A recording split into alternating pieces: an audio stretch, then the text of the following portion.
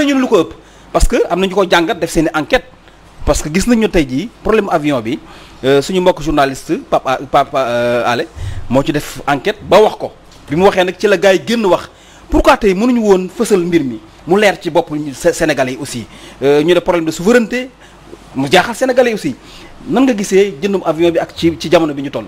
jërëjëf Mass.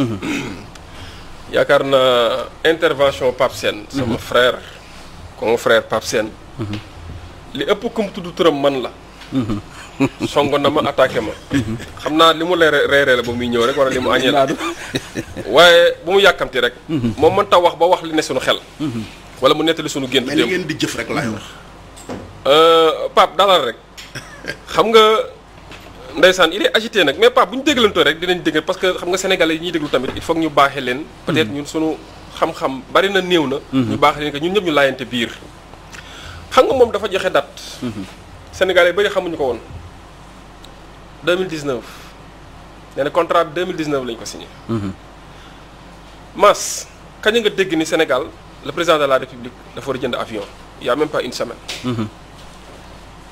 bu fekkoon respecté Sénégalais la wala ay souci de transparence moo leen animé je pense que information moom nañu ko joxe depuis le début en 2019 ñun état du Sénégal sans pour autant ñu entrer dans les détails wax nag pour des raisons de souveraineté des questions de sécurité et tout ñu wax ne effectivement avion bi état bi mu nekkee am na problème dans ce cas il faut que ñu envisager pour des raisons de sécurité changer ko avion bu bees moom mooy 2019 ne ko signé contrat bi signé nañu ko en 2019 informé wuñu Sénégalais yi en 2019 ne amoon nañu projet d'acquisition d'un nouvel avion ñaareel ba Pape Mass est-ce que Pape Sène ñëw na wax ne échéance yi avion bi lii mooy prix bi xam nga muy ñëw taxaw en tant qu'officiel de l'État ñëw taxaw ne amul sax une information sur le prix d'acquisition de l'avion. J'ai reçu une information sous réserve. amul information sous réserve je pense que moom nag. oui mais doit être à même quand même. Pape déglu ma rek. non parce que même rek ma daaneel déglu moom nag lii la ko tàmbali. mais may ko dafa tàmbali mel j'ai nii. été très clair j'ai dit. D'accord. j'ai un chiffre sous réserve. D'accord, parce que mais ñun bokkuñu ak yéen. yéen da ngeen di tëñax tëñax. D'accord, mais may ko mu daaneel may ko mu je daaneel pense sa tour de parole nañ ñëw après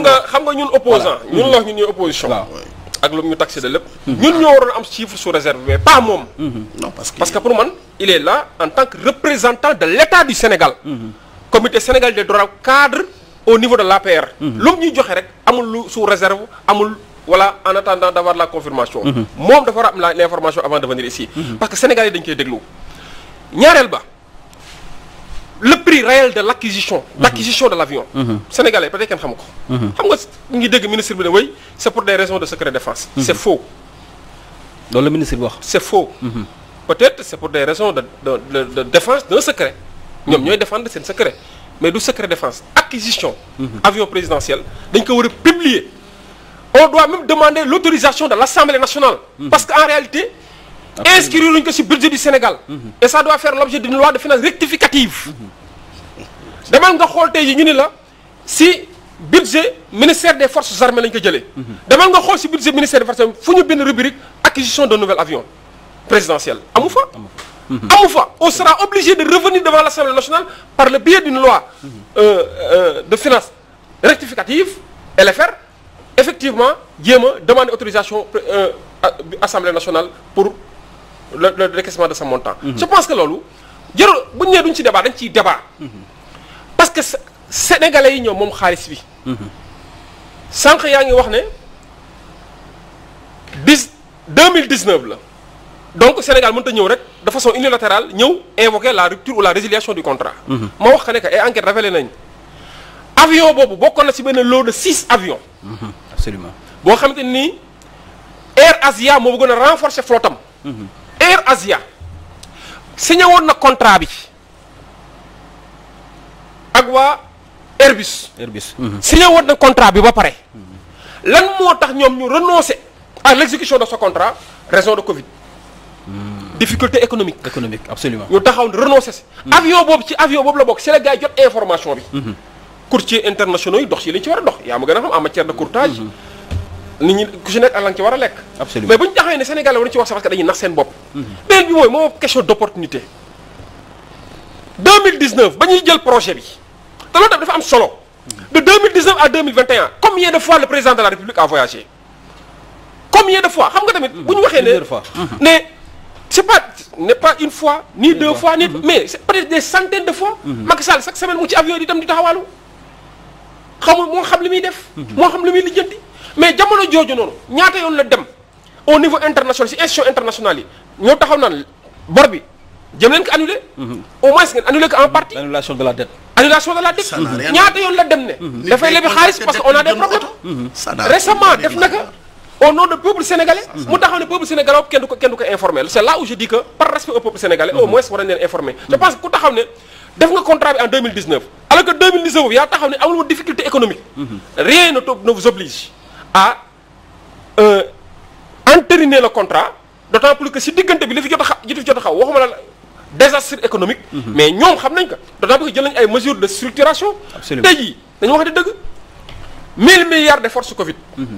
anam tey fan la mujj tey jii ñu ngi wax ne 350 milliards war nañ ko génn pour l'emploi des jeunes ñëw décréter l'emploi des jeunes. mel ni emploi dañ koy jënd 350 milliards anamu tey jii fi ñu alors que 60 milliards la ñu wax ne moom lañ jël prix acquisition bi d'ailleurs 60 milliards information presque que joxe. mais en réalité l'État du Sénégal ne s'est toujours pas prononcé.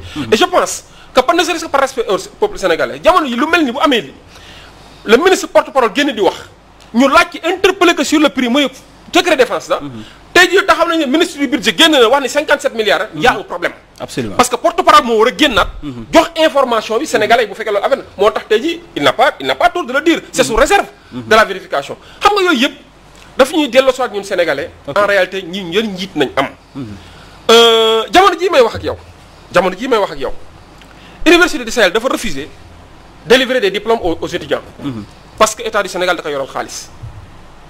beaucoup d'universités privées de l'enseignement supérieur jamono ji dañoo bañ ne duñ continuer ak reversement bi ñu état du Sénégal di def ak les nouveaux bacheliers. pour ñu ñëw fa parce que il y a une dette une ardoise très sombre que l'état du Sénégal traîne. et depuis des années. jamono jooju on n'a jamais parlé d'acquisition de nouveaux avions. ok mais ci wàllu woowu aussi li ñu wax ne problème de sécurité la en tant que président de la République muy abbi avion ak yooyu est-ce que c'est pas légal aussi mu am avion boppam. xam nga yow yaa ko wax léegi ne am na une grande puissance des puissances accomplies. absolument yoo xamante ni ay officiers d'ailleurs dañuy jox sax si seen budget ñoom. dafa am ce qu'on appelle des plans d'aide aux pays en sous-développés. en sous-développement par exemple les pays du tiers-monde fu mel ni Allemagne. am na nit ñi seen chancelier wala seen chancelier amul avion. ay amul avion officiel ñoom dinañ débrouiller avec leur budget xool ban avion nañu mettre à sa disposition pour muy dem di effectuer voyage yi parce que voyage yi dafa coûteux mais beneen bi mooy kii dañuy invoquer ay raisons de sécurité raison de kii mais avion bi ñu wax dafa am problème depuis 2019 et pourtant en 2020 avion bi ñëwagul juillet la ñu wax ne moom la ñu koy livrer mais avec quoi le président effectue ses voyages na ko leeral Sénégalais yi avec quoi et avec quel budget le Sénégal effectue avec quel coût le Sénégal le président de la République effectue ses voyages. mais tey jii kenn waxu ko kenn il a fallu que sa mbokk journaliste. génn def alerte. le 24 heures après état du Sénégal doog a def communiqué. un tel communiqué d'ailleurs un communiqué très laconique. je pense que par respect communiqué boobu waru ko woon a génn. parce que bari na lu mu wax ci communiqué bi te waru koo wax alors que ñu ko doon xaar feneen mu génn fa. laaj nañ ko ci prix bi. laaj nañ ko ci opportunité bi laaj nañ ko mais dafa wax li muy wax abal ni léegi loolu dina indi jiixi jaaxa Sénégal xam nga moom mu taxaw ne coow amu fi mais jiixi jaaxa mooy indi xel ñaar te xel ñaar mooy indi wax ji commentaire yi di bari yaa xayti pourquoi état du Sénégal mënuñu di anticiper jox nit ñi sénégalais yi benn occasion boo xam te ni au moins yenn débat yi mën nañ ko éviter kenn waxul le président de la République war na am avion pour des raisons de sécurité oui war na am avion en 2010 ba Abdoulaye Wade di jënd avion Pape Sène mi ki mu toog fii di ko défendre muy le président Macky Sall il n'était pas d'accord il avait donné son point de vue il n'était pas du tout d'accord en disant que ce n'est pas une priorité les maintenant ñu interroger l'histoire interroger l'histoire Pape Sène en 2010 bañ ci interroger parce que il devenait fraîchement un opposant il n'était pas d'accord et il a donné des arguments qu'est-ce qui a changé entre temps xam nga politique Sénégal nag dafa metti li nga défendre démb tey li nga xeex démb tey ji nga ñëw di ko défendre c'est là où ça pose problème dama ni priorités yi sont ailleurs président de la République fii ba 2024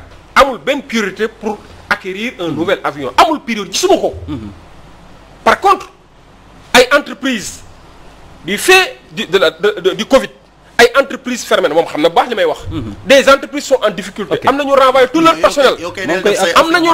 leur personnel ñoom ñoo génne dox ne dañuy structurer parce que Covid nu mu impacté d'ailleurs sax cela nécessite à expliquer beaucoup de déplacements du président auprès de ces institutions de la Banque mondiale du FMI ak yenn partenaires internationaux yi pour wax ni bor bi dafa dis si ñun Covid bi nangam et pourtant aucun Sénégalais n'était au courant que effectivement acquisition léegi pour ma terminer rek dama lay wax de jamono ji gis nga fi mu dégg nga ko muy wax léegi ne way à Kaffrine et à Kédougou ñu ngi préparé hôpitaux yi mais Kaffrine hôpital bi ñuy wax dañu koy inauguré pareegul. hôpital bi pareegul. waa Kaffrine génn nañ def nañ manifestation ne bu kenn génn parce que hôpital bi pareegul. mais beneen bi ñaata hôpitaux dette hospitalière bi ñaata hôpitaux ñoo taxaw mu am ay disons ay grève intempestive dem na ba personnel médical waxuma la sax le personnel moyen wala le personnel les médecins génn di def ay revendications. parce que y a des problèmes. tey jii moom peut-être yàlla na ko yàlla may wér gi yaram mais am na nu mu doon demee tey jii ay évacuation sanitaire étrangère lay dem dem na France wala dem Allemagne wala dem Maroc dem fa faji et pourtant loolu ay nit taxaw nañ fi di ko fi kaas benn bi mooy pour ma terminer rek xam nga dama lay wax ne la tey jii si Mbour Grand Mbour damaa dégg ñu ni maire bi dafa génnoon population yi génn di ko yuuxu ndax lan benn projet mooy Promoville bi route yi ñuy defar au niveau des villes là moins de 500 mètres. depuis plus d'un an 6 mois. latérite nañ fa sotti exposer population yi à la poussière ba ñoom ñëpp ñu ngi génn ñoom ñëpp am ay problèmes pulmonaires. jamono jooju boo génnewoon 200 millions mu yeggale tali bi ba ñee annoncé nañ dañuy def ay marche te li ma gis tey si ay images muy ay images yoo xam te ni man rafetlu ma ko. parce que autorité bu mel ni ma waroon na éviter loolu. jël ay population exposé leen ba nga xam ne seen santé dafa am problème jamono ji si am ay problème mu noyyi pendant un an mu dugg seen biir kër foofu ca Grand Mbour mais loolu kenn du ko wax les priorités sont ailleurs yaay campagne non na ñëw les priorités sont ailleurs samp sa ndënd nga dem wax